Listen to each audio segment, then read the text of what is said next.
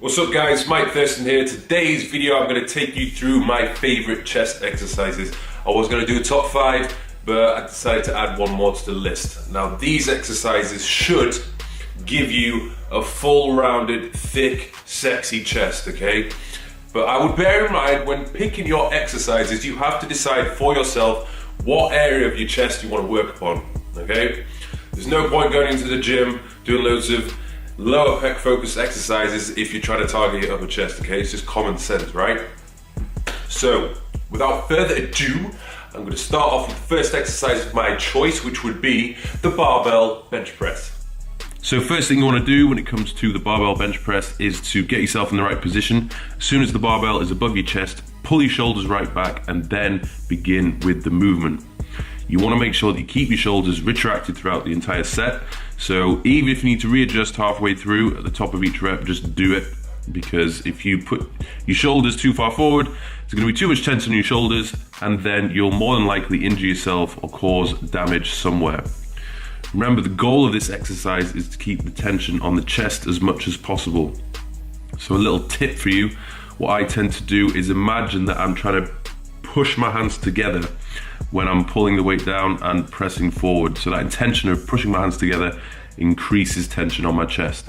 It's worth noting that hand positioning will make a difference, but I would vary it from time to time. The closer your hands are together, the more tricep recruitment that is going to occur.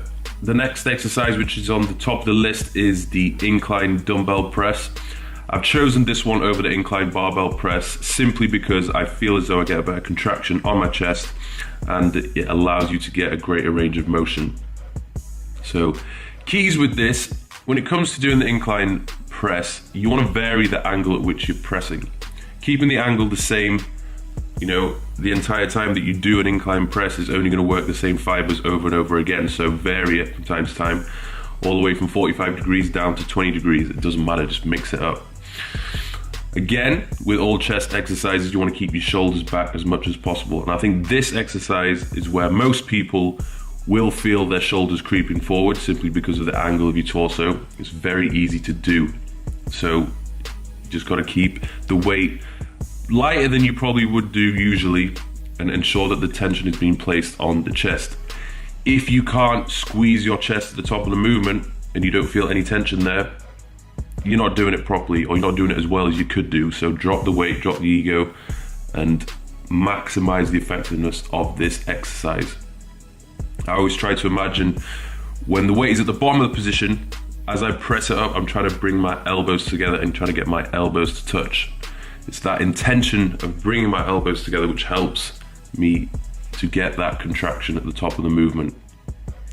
So the next exercise we move on to is the incline cable fly.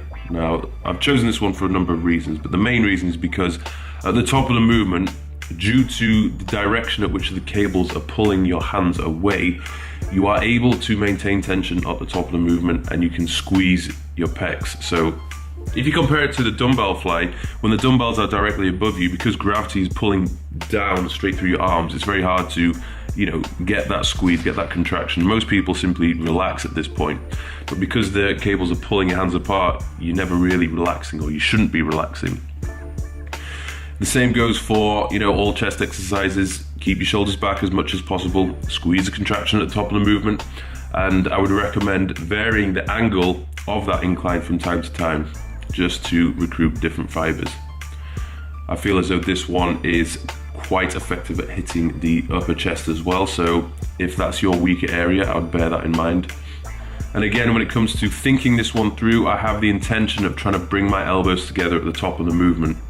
So as I bring the weight down, it's okay for your elbows to bend a little bit to ease with the stress on your shoulders, but as you bring those handles back up to the top, you want to try and straighten your arms and bring those elbows together. Guys, when it comes to training your chest, you need to decide for yourself how many times are you going to train it. If it's a strong point, like it is for me, there's no need for me to train it more than once per week. It just simply isn't necessary. I don't even need to go to the gym and spend one full session training chest either. It's a waste of my time when I could be potentially training another body part within that session, okay? So if it is a weak part, you need to somehow fit it into your training regime where you're training it twice per week or maybe twice every 10 days, something like that. The next exercise I have picked is the decline dumbbell press. I've gone for dumbbell simply because you get a greater range of motion. I feel as though I get a better contraction with it and it's more effective for me personally. It's not to say the decline barbell press isn't effective, but it's just a personal preference. I will mix it up from time to time, but this one I feel trumps the barbell.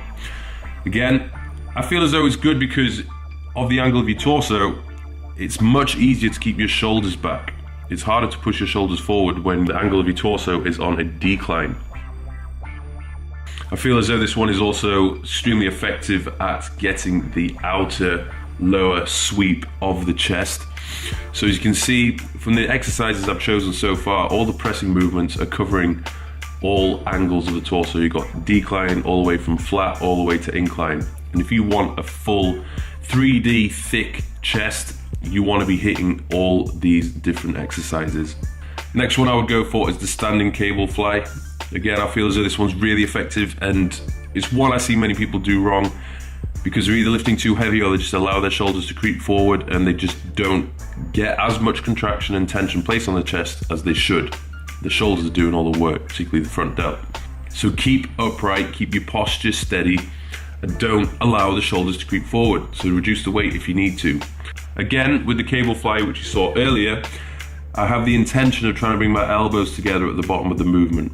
Okay, this is the function of the pec, to bring your elbow across the body. So you want to get that elbow across your body as much as possible to shorten the pec. Don't try and keep your elbows bent and just bring your hands together because you're not doing it as well as you could be. If you haven't already seen it, I've done a full video on the common mistakes people make when training chest. So click on this link and you'll see me go through a full description and tutorial of how to perform the majority of the chest exercises which people tend to mess up on. So guys, there you have it. Those are my top exercises when it comes to training chest. There's a few exercises which I missed out. For me personally, I don't find the incline or decline barbell press as effective as incline and decline dumbbell pressing. I just feel as though the range of motion which I can get along with the contraction is much more effective when using dumbbells. And when it comes to using the pec deck machine, I just don't feel that places enough tension upon the chest. I feel as though every time I do a pec deck machine, it's hitting my anterior delts. So that's me personally. You will probably have exercises which you struggle with. Sometimes you might just have to practice a little bit more with them. Sometimes you have to lower the weight, or sometimes, you know, you just might be better off avoiding it. Okay, each to their own. That's what I'm going to say. A couple of exercises which didn't make the cut include the chest focus leaning dip and also the seated upright cable press. These are both very good exercises, but just didn't quite make my top 5, but still worth doing nevertheless. So I hope you enjoyed this video. Hope it helps you out. Hope you reach those chest goals of yours, and I'll have more videos to come, particularly which exercises are going to target your upper chest more so, and maybe some routines which are going to target different areas of the chest. I think that's something I would like to do in the future, so yes, stay tuned and check it out. Thanks for watching.